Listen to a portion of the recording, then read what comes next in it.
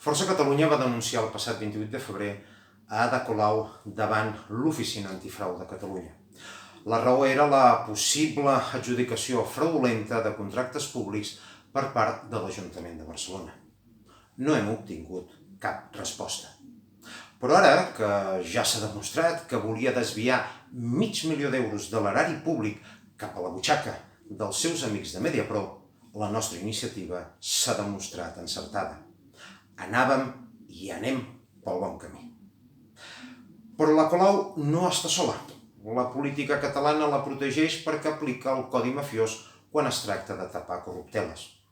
Mireu, si no, com aquests dies ha passat dissimulada la confirmació de la sentència condemnatòria del cas Palau, que demostrava que Convergència va cobrar 6,6 milions d'euros en comissions il·legals per part de Ferrovial.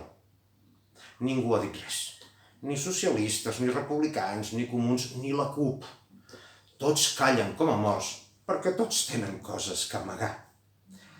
És per això que a la mamma Ada Colau la protegiran els membres de la gran família catalano-siciliana del Parlament de Catalunya.